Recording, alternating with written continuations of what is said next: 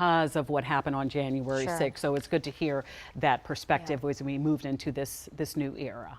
And there you see the Vice President and Second Gentleman waiting to receive the J.D. Vance and his wife. And then we'll see the President, Biden, welcome President-elect Trump. They are expected to go in and have a private moment between these families, have some tea before heading to the Capitol Rotunda for the day's swearing-in ceremonies and all of the other pomp and circumstance that will happen there now in the Capitol Rotunda. Yeah, this is there's a lot of Yep. circumstance and tradition involved in this whole process.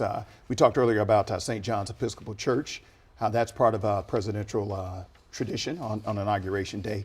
This church was established in 1815, and actually James Madison was the first president to go there on Inauguration Day in 1809 when he was elected president of the United States. He was invited there, and they actually rented out the pews to the parishioners to get some money out, to make money off of this.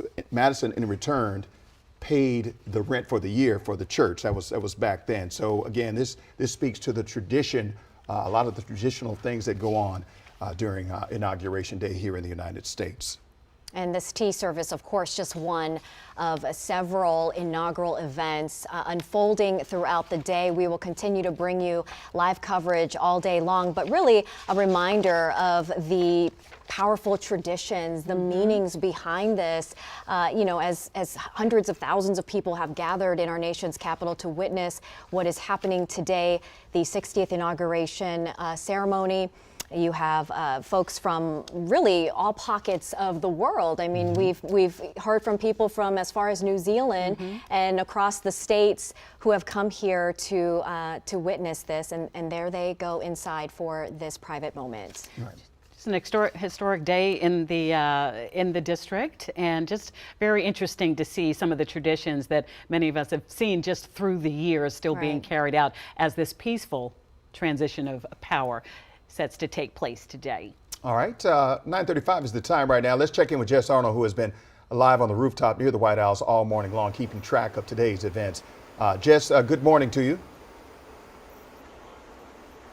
Good morning. Yeah, you can't see my face because we have our camera zoomed in from our vantage point on the rooftop here. We can really see everyone arriving here at the White House. As you just showed, you know, J.D. Vance, his wife Usha, met, of course, Vice President Kamala Harris and her husband there as they went in for this tea service. You can see some of these Secret Service cars that are lined up here outside of the White House as they get ready for President-elect Donald Trump and Melania Trump to arrive, greet the Bidens, and then all have that tea service together inside of the White House before, of course, those official ceremonies inside of the Capitol Rotunda. We're just giving you a wider view here of the White House. We, of course, showed you that camera that was closer up earlier of that greeting. So it's any minute now that President-elect Donald Trump could be arriving. So of course, all of those Secret Service forces are standing by, ready to make sure everything goes by smoothly. The Secret Service yesterday gave a briefing, said that they have run through everything multiple times. They are prepared. Everything is safe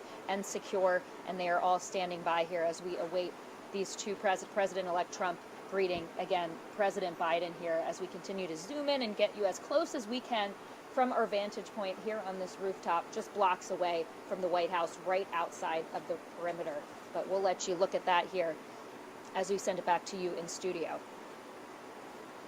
We talked about some of the traditions that are involved in the day. You actually talked to the White House Historical Association about some of these traditions. What did you learn from it, from that conversation? Yeah, a lot.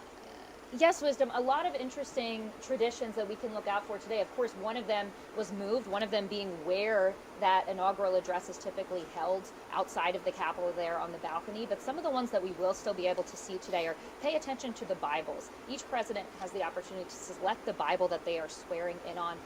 We have seen reports that President-elect Donald Trump will be using the same two that he used for his first term. It's a Bible from his mother, as well as the one that Abraham Lincoln used years and years ago, of course. And in terms of who is holding the Bible for that swearing-in ceremony, it started about 50 to 75 years ago that the First Lady actually holds that Bible for the president-elect. It started with Lady Bird Johnson because she was so involved with her husband's campaign, and ever since that started with her, then First Ladies have held that Bible for the swearing-in ceremony. Ever since then, it has been a tradition each year, and it will be repeated again for this swearing-in ceremony too. All right. Another question I have to ask you about is, we know about the temperatures outside and how cold it is, and the tradition normally takes place, all of this takes place outside, but this has been moved inside for obvious reasons, the cold and the dangerous elements of the cold. How has this move inside affected security from your understanding? Yeah, well, as you've seen, these barriers that have been up in the district for weeks as they've been preparing for this.